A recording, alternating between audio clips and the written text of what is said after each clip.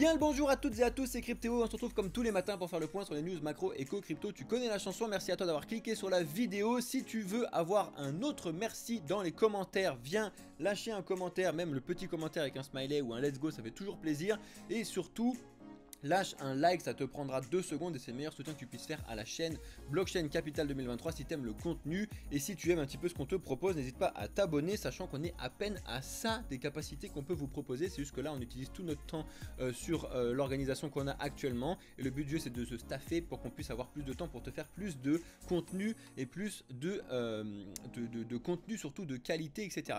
Donc reste bien connecté et abonne-toi si tu es intéressé par l'écosystème crypto, l'écosystème financier, et surtout si tu as envie d'en apprendre un petit peu plus sur comment placer son argent, placer ses investissements, comment faire ces choses-là sans conseiller en investissement, bien évidemment, sinon ça ne fonctionne pas. Et j'ai fait à peu près le tour.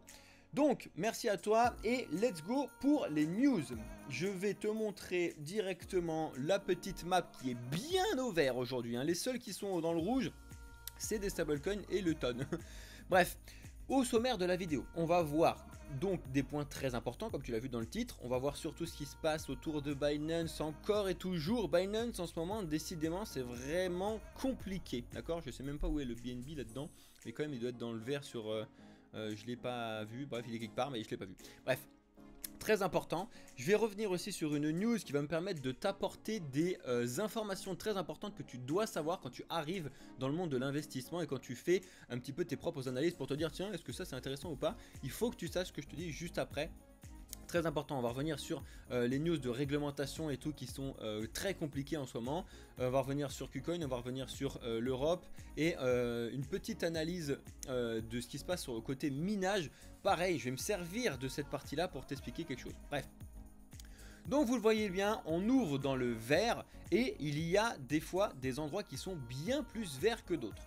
Je prends l'exemple, donc Bitcoin, bon voilà, Bitcoin il est en train de monter, très bien, 1% 3, Ether 2%, très bien, mais MXRP 2%, bref, les gros en général, bah là le BNB, je ne voyais pas alors qu'il était énorme. Les gros sont en train de monter avec à peu près 2%, d'accord? Les plus petits par contre, sont en train d'exploser sur certains. Le Litecoin explose complètement en ce moment, le Solana explose, l'Ethereum classique explose, et celui qui explose depuis déjà un certain temps, c'est le BCH, le Bitcoin Cash qui prend 32% aujourd'hui, et je vais vous montrer le graphique du Bitcoin Cash juste après pour que vous vous rendez compte du bazar qu'il y a là-dessus. Et c'est réellement un bazar parce que c'est vraiment lié à des news centralisées et lié à des méconnaissances de ce qui se passe sur le marché, le Bitcoin Cash, vraiment, hein, je vous fais pas de blague. Merci à ceux qui s'abonnent pour la première fois, let's go, bonjour à vous sur TikTok, n'hésitez pas à nous rejoindre sur Twitch, regardez, je vous montre comment c'est sur Twitch, c'est bien mieux, vous allez voir l'écran, plus le Bitcoin en direct, plus ma tête, alors venez sur Twitch, Blockchain Capital 2023, si vous avez besoin, vous avez tous les liens dans la description. Donc, ça je l'ai pas mis à jour, bien évidemment, alors... Aujourd'hui, on a énormément de news un petit peu de partout dans le monde, vous l'avez vu, même si vous savez très bien que celles qui vont être importantes, même si ça me fatigue et c'est comme ça que ça fonctionne, c'est les news américaines, ça va durer encore un certain temps, donc ça viendra cet après-midi, surtout sur l'indice PCE qui tombe cet après-midi, de voir justement si on reste sur le forecast donc, qui est prévu avec ce qu'on était passé avant, ou alors si on baisse ou si on monte, très important, et aussi l'indice de sentiment du consommateur du Michigan du mois de juin, savoir si lui aussi il augmente aussi fort que celui qu'on a eu lundi ou mardi, je sais plus. Ça va être un bon signe, il peut peut-être augmenter encore plus. Ça serait un excellent signe sur les marchés et inversement si il baisse, d'accord? Très important. Pareil, on revient sur ce que je vous avais dit hier que j'allais revenir dessus. Hier on a eu le GDP et le GDP un peu logique, c'est pour ça que les marchés sont un peu à la hausse en ce moment. C'était que les annonces sont meilleures que ce qui était prévu pour l'instant. Donc c'est ce qu'ils sont en train de dire, que bien évidemment tout le travail qu'ils font à la SEC, etc., tout va bien, c'est génial, ça fonctionne très bien, tout le travail qu'ils font, c'est génial. Voilà, c'est un petit peu comme ça qui fonctionne, c'est pas si simple que ça la vie. Bref. Donc on revient sur Bitcoin, hier je vous avais dit, c'est normal qu'on rebondisse sur les 30 000, enfin hier on était juste au-dessus, je dis bon là je vois pas ce qui l'empêcherait d'aller voir les 30 000, qu'est-ce qu'il a fait, il est venu voir les 30 000, bref, logique, et justement, Après, rebond, et il a envie d'aller voir les 32, il a vraiment envie d'aller voir les 32, hein. Ma petite résistance que je vous ai mis là-haut, il a vraiment envie, mais tu le vois bien, il y a une vraie belle grosse résistance moyen long terme que j'hésite à me mettre là, aux alentours des 31 000 piles. C'est un endroit qui, il n'arrive pas du tout pour l'instant à monter au-dessus et on va en parler juste après. Vous allez voir à la fin de la vidéo, je vous annonce des choses qui sont importantes au sujet des mineurs de Bitcoin qui vont potentiellement impacter ce prix-là à l'avenir. Donc vraiment c'est très important parce que ces mouvements-là, tu sais très bien que c'est eux qui font un peu le marché plus que les baleines, etc. Et je vais dire ça en fin de vidéo, donc reste bien connecté. Là, il n'y a pas plus que ça à dire, hein. C'est normal qu'on oscille au-dessus des 30 000 parce que c'est une galère, parce que c'est une zone psychologique très importante, donc 30-31, très important. Là on a rebondi sur les 31, c'est pas impossible qu'on revienne sur les 30, on va voir ce qui se passe, mais je vais t'expliquer ça à la fin de la vidéo tout à l'heure. Moi ce que je voulais vous montrer, c'est notre petit Bitcoin Cash qui... Voilà, je sais même pas quoi vous dire sur le Bitcoin Cash. Moi je suis pas rentrer dessus parce que je vous l'ai dit, je fais pas de trading, etc. Mais on était plusieurs à se dire, c'est pas possible, il va falloir respirer à un moment, parce que c'est pareil. Alors là, à la rigueur, c'était à peu près sain, là, c'est pas sain du tout. Bref, je vous montre qu'en en une semaine à peu près, le Bitcoin Cash a littéralement explosé, hein. Donc depuis le 20 au 30, en 10 jours, pile poil, en 10 jours, le Bitcoin Cash, il a pris 217%. 217%, on est sur limite un mini bull run de son côté, hein. Il a complètement explosé tout seul le Bitcoin Cash, mais vraiment tout seul, avec certains autres petits et certains autres dérives de Bitcoin. Je vais vous expliquer pourquoi en fait, tout ce qui se passe là-dessus. Je vous l'ai déjà dit cette semaine si ça vous intéresse, mais il faut revenir un petit peu dessus. Alors, on n'est pas en train de s'enflammer non plus, on est encore très très loin du haut, hein. Voilà, on est juste là, mais on est sur la zone justement de retour classique entre les 273 et entre les 383. Donc c'est normal. Là par contre, je vous dis direct, ce serait normal qu'on vienne osciller normalement et qu'on arrive théoriquement jusqu'à taper les 380 et quelques sur le Bitcoin Cash, c'est pas du tout impossible. Par contre, d'exploser les 380 là tout de suite, pour moi c'est absolument impossible en termes d'analyse financière de voir un truc comme ça qui pète un câble tout seul alors que macroéconomiquement derrière ce qui se passe, non, je ne comprendrais pas pourquoi ça ferait ça. Ce serait vraiment très bizarre, d'accord?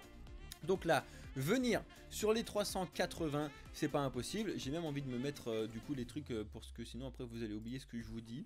Donc venir sur les 388, allez on va se le mettre, non allez 380 j'ai dit. De venir sur les 380 c'est pas du tout impossible. Et ensuite d'osciller du coup avec la zone avec les 270 en gros quoi. Allez, je vais dire 276. De venir, là on est au-dessus ou on est juste en dessous là? Non, on est juste en dessous. Non, on est juste au-dessus, pardon. Bref, on est en plein milieu. Là, c'est logique normalement qu'on aille osciller entre ces deux trucs là. Si tout va bien, ça c'est si tout va bien. S'il y a un bazar, bah là, laisse tomber, on va re-respirer. Et par contre, on va aller chercher cette zone là des 200.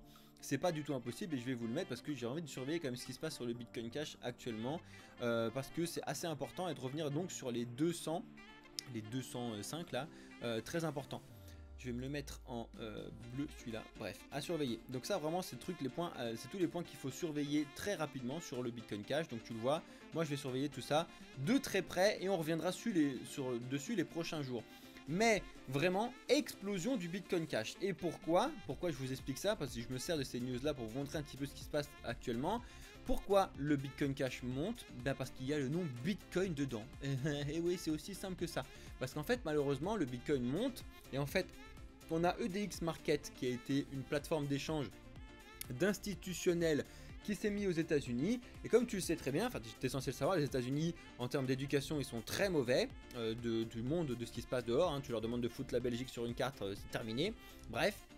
Donc, en fait, les Américains, c'est vraiment catégorique, c'est pas comme ça que ça se fonctionne, mais en gros ils vont pas réfléchir, ils voient que le Bitcoin c'est génial, donc tout ce qui porte le nom Bitcoin, bah pour eux c'est génial. Donc en fait qu'est-ce qui se passe, c'est qu'ils achètent, ils voient Bitcoin Cash à côté, alors là c'est deux trucs chez un Américain, mais c'est génial, genre Bitcoin et Cash qui est que seulement à 120, c'est en train de monter, ça c'est génial, donc ils achètent. C'est un peu pour ça que ça se passe. Mais t'as pas que ça, t'as le Bitcoin SV qui a augmenté aussi. Et t'as le Bitcoin Gold. Alors là, Bitcoin Gold, ça rafle aussi tous les autres trucs. Parce que là, tu mets Bitcoin plus l'or en même temps. C'est génial. Voilà, pour te dire, par contre, finalement, ce sont des montées non seulement pas saines, mais des montées qui n'ont rien à voir avec finalement ce qui se passe derrière. C'est-à-dire que là, concrètement, théoriquement, le Bitcoin Cash en soi ne sert pas à grand chose parce que c'est une amélioration de la scalabilité de Bitcoin et maintenant c'est le Lightning Network qui fait le taf sur Bitcoin. Donc pourquoi utiliser le Bitcoin Cash quand tu peux utiliser le Bitcoin? C'est une vraie question, d'accord? Bref, donc ça c'était le truc que je voulais vous remontrer dessus à ce sujet très important et on va passer aux news aussi très importantes les amis. Regardez ce qui se passe, on continue avec les mauvaises nouvelles niveau Binance. Ils vont faire tous les pays, je pense, en termes de mauvaises nouvelles de l'Europe. Ils ont dit en plus, nous on se focalise sur l'Europe et tout, c'est l'Europe qui est important. Et ben même en Europe, ils se font éclater. Le régulateur financier BaFin refuse la licence à Binance en Allemagne. Bon ben voilà, hein, on continue, et c'est un petit peu le résultat des courses, j'ai envie de te dire, bah, Binance qui essaie de faire de la réglementation mais qui n'arrive pas à le faire comme ils veulent, et du coup finalement t'arrives pas à rien faire au final. Et c'est un peu le problème qu'ils ont actuellement, ils se font refuser de partout, hein. Après Pays-Bas, après je les ai même plus tous les pays parce que c'est une catastrophe, on avait la Belgique qui interdit dessus, là on a l'Allemagne. La France pour le coup, bah, ça fait déjà longtemps qu'on peut plus faire de futurs en France alors que les autres pays c'était bien, mais bon bref, à la rigueur pour le coup la France ça restera sûrement là-dessus, mais justement je vais t'apporter la deuxième news qui concerne la France que j'ai reçu et qu'on a tous reçu. Ça sent le romarin quand même, on va pas se le cacher, c'est un sol sapin, j'ai envie de te dire, sur Binance actuellement. Donc déjà, je vous profite pour vous le redire encore une fois, si vous aviez des sous long terme sur Binance, alors n'attendez pas ce type de news là pour les sortir, vous n'aurez jamais dû les mettre dessus long terme, je fais que de vous le dire. Commencez à comprendre un petit peu ce qui se passe niveau MetaMask, niveau toutes les sortes de wallets qui sont non custodiaux, etc. Et regardez un petit peu comment ça fonctionne, plutôt que de les avoir sur des exchanges, peu importe lequel, d'accord. Après, si vous utilisez Binance pour faire telle ou telle chose, là au moins vous allez voir les choses venir petit à petit, d'accord. Très important, ça c'était la news hyper importante sur Binance, donc qui se fait reculer qui se fait refuser pardon en Allemagne. Et la deuxième news au sujet de Binance qui est importante et en même temps pas grave. On l'a tous reçu, moi personnellement je l'ai reçu je sais plus quand, hier, avant-hier, bref le mail de Binance qui t'explique que les virements c'est pas, et que Binance a perdu son partenaire PaySafe, donc pour pouvoir faire les virements c'est pas. Donc en soi comme ça, si tu lis juste le gros titre, tu dis mais c'est une catastrophe, je ne peux plus envoyer d'euros sur Binance et surtout je ne peux plus récupérer mes euros de Binance. Si tu le lis comme ça, tu te dis bah, c'est une catastrophe. Alors déjà, ça n'est pas effectif tout de suite, hein. Déjà il faut savoir aussi ce qui se passe. C'est une news pour une fois qui est bien parce qu'elle est annoncée à l'avance, donc ça c'est bien, on a le temps de le faire comparé à certaines fois. C'est pour le 25 septembre prochain, donc on a le temps de le voir venir déjà, premièrement.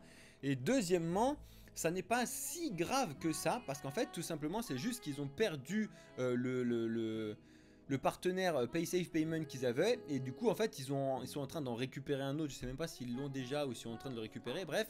Et en fait la seule chose qui va se passer, c'est que toi en fait concrètement tu vas devoir changer le RIB à ta banque pour pouvoir faire des virements et pour pouvoir retirer, c'est le seul truc que tu dois faire, donc que tu vas devoir faire à partir du 25 septembre prochain. Donc en soi c'est un peu plus de peur que de mal, pour nous du moins, mais c'est quand même assez significatif là de ce qui se passe actuellement, d'accord. Tu te doutes bien, nous on le voit bien sur nos vues là, elles baissent, on le voit bien sur TikTok, surtout sur TikTok, sur nos lives crypto, il n'y a plus personne, c'est une catastrophe. Bref, en plus t'as des dindons qui disent n'importe quoi sur, sur TikTok, bref. Donc ça c'est une catastrophe, c'est une réelle vraie catastrophe de ce qui se passe dessus en général, d'accord. Après ça c'est pas très grave en soi, mais par contre ça signifie quelque chose d'important, ça signifie qu'il y a certaines banques qui sont de moins en moins crypto-friendly, et c'est essentiellement avec la Silicon Valley Bank, etc. ce qui s'est passé du coup en mars, parce que du coup les régulateurs tapent là où ils peuvent taper, et en fait comme ils peuvent taper sur tout ce qui est centralisé, parce que c'est sur leur réglementation entre guillemets, bah ils y vont. Par contre taper sur tout ce qui est décentralisé, ils essayent mais ils n'y arrivent pas, et quand je te dis ils essayent, on va le voir juste après.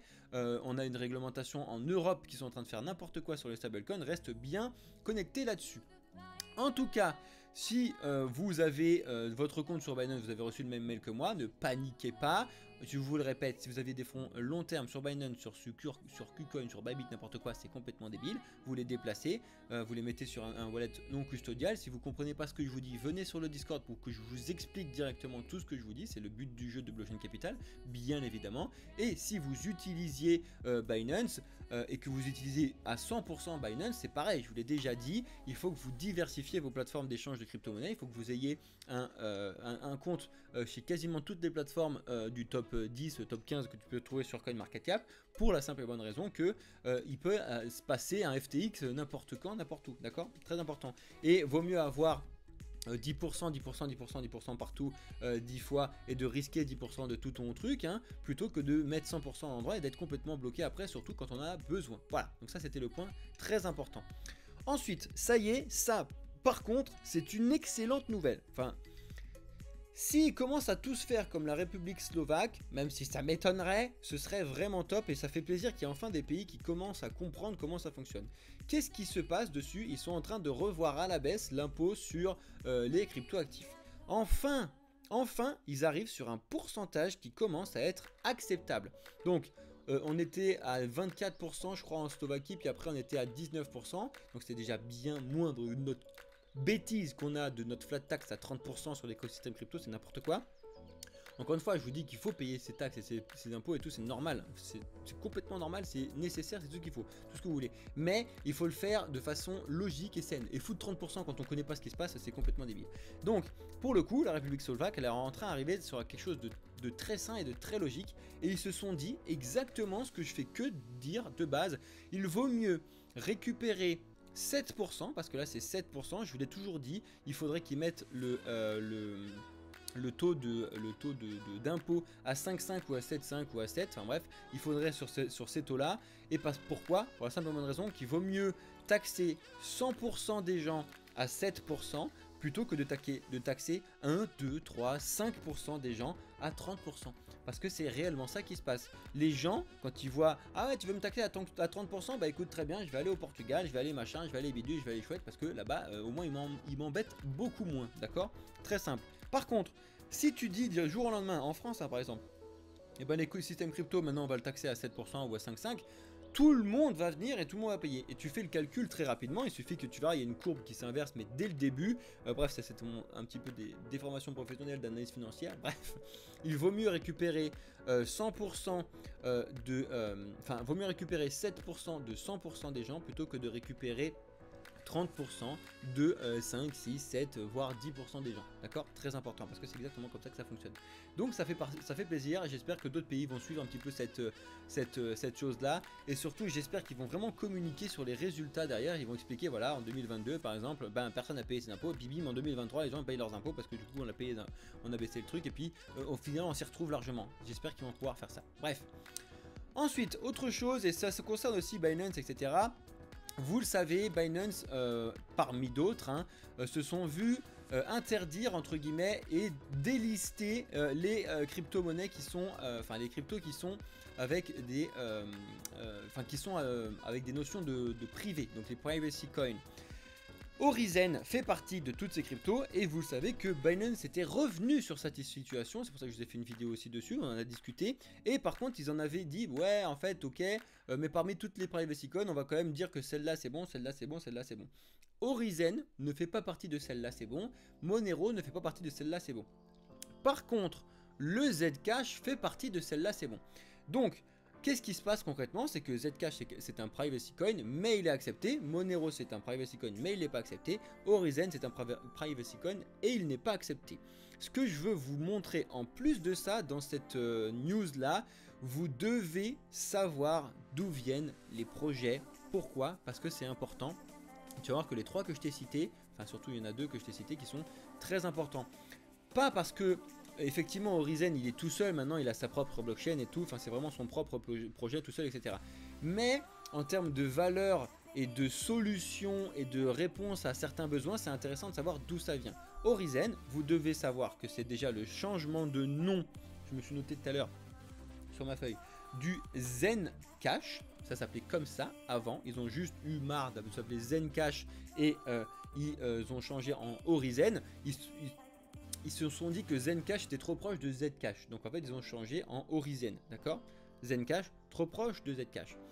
Et en fait, tu te rends compte que le Zencash, c'était un fork du Z classique, d'accord? Un fork, ça veut dire qu'en fait, ils sont arrivés sur le Z classique à la base, et les deux créateurs, ils se sont dit, tiens, est-ce qu'on peut récupérer le Z classique parce qu'on veut faire 6 à 6 à 6. Les mecs chez Z classique, ils ont dit non, donc ils se sont dit, ok, on aime bien votre truc, de toute façon c'est public, on prend, on copie, on colle, on change les protocoles que nous on veut changer, et on appelle ça le Zencash, d'accord? Donc tu suis jusque là, tu avais le Z classique, ils se sont dit bon non machin, on va fork ça, donc ça veut dire qu'on va faire une déviation, donc on va faire un copier-coller de ça mais en changeant ce qu'on veut, on appelle ça le Zencash, et le Zencash ils ont changé de nom pour Orizen. Et si tu remontes encore la boucle, parce qu'elle n'est pas finie, tu dois savoir aussi que le Z classique c'était lui-même un fork du Zcash, d'accord? Est-ce que tu suis toujours l'idée?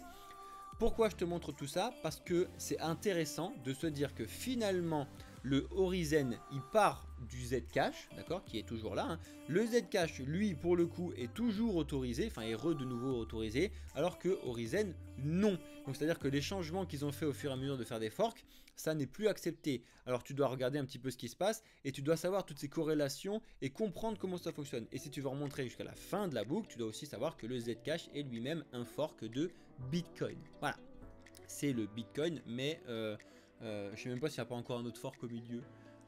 Si, je crois qu'il y a encore un fork au milieu, parce qu'il me semble que le Zcash, je crois que c'est un fork de Litecoin, et Litecoin c'est un fork de Bitcoin. Bref, tout ça pour vous dire que vraiment les premières années, là, 2013, 2014, 2015, 2016, c'était l'époque des forks, que tout le monde forkait de partout. Donc, tout le monde avait des idées, donc tout le monde copiait-collait les trucs et puis il faisait des choses. Alors que maintenant, c'est différent, depuis 2017, 2018, 2019, 2020, 2021, les projets se partent de zéro. Ils disent, tiens, bon, nous on fait ça, on fait ci, on fait ça.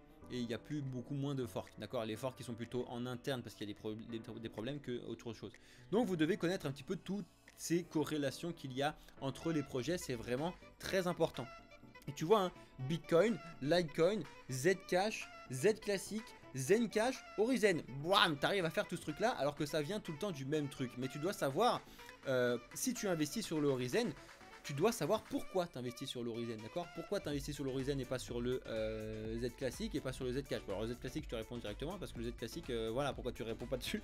Voilà pourquoi tu n'investis pas dessus, parce que le volume de Z classique sur les dernières 24 heures, il était de 18 balles.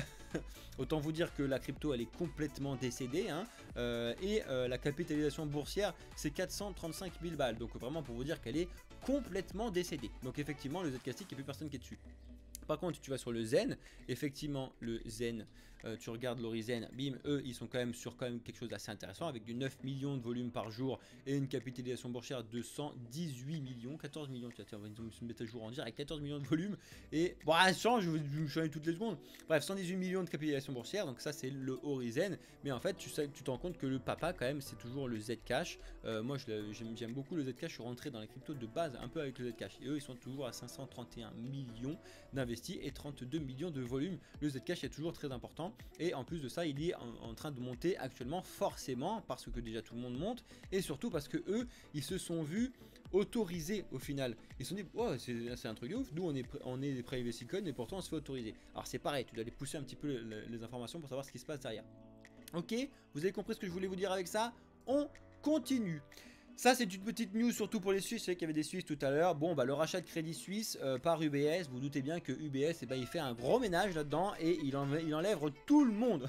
La moitié des emplois sont sabrés par UBS. Bon, logique déjà parce qu'en fait ils ont tellement de dépenses du coup avec le Crédit Suisse que pour pouvoir faire ça il fallait cut un petit peu des paiements, donc ça c'était à prévoir.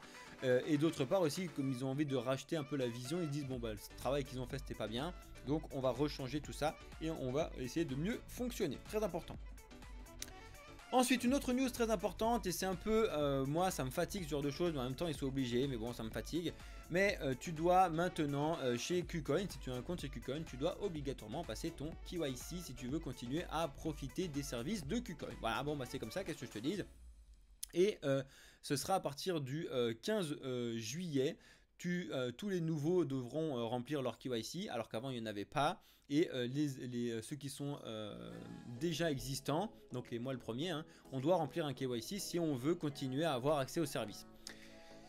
Qu'est-ce que tu veux que je te dise? C'est normal, et j'ai envie de te dire que plus ou moins tous ceux qui vont vouloir se pencher sur les réglementations et qui vont pouvoir continuer à proposer des services en euros. Parce qu'en fait c'est ça le problème, hein.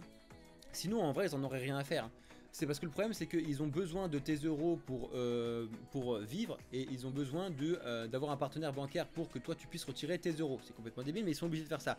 Et pour avoir le partenaire bancaire tu es obligé de faire un KYC. Mais si tu lances une plateforme même centralisée où tu n'as pas des euros dessus, la seule chose de pouvoir rentrer c'est t'échanges en bitcoin, tu fais des trucs en bitcoin dessus, ça sera complètement différent. D'accord, tu n'auras pas besoin de toutes ces lois européennes, pas européennes, etc. Bref, donc ça pour vous dire que KuCoin maintenant tu es obligé de faire ça.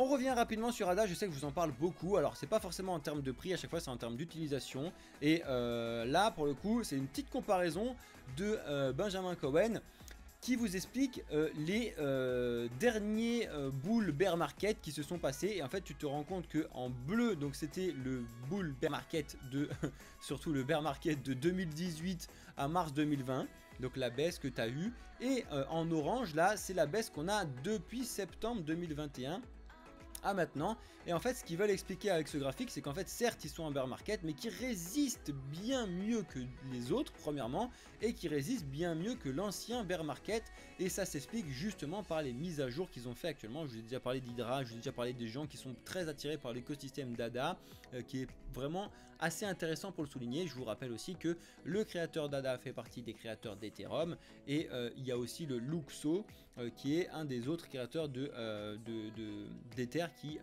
était parti pour faire un autre projet. Bref, très important, affaire à suivre. Ça peut être intéressant de le surveiller tout particulièrement l'ADA pendant le prochain bull run. Je vous dis pas que ça va exploser, je vous dis juste que c'est important à surveiller parce que eux ils sont vraiment en train de résister bien mieux que certains autres d'altcoin. On revient rapidement sur la régulation crypto que je vous ai dit tout à l'heure, très important sur l'Union européenne.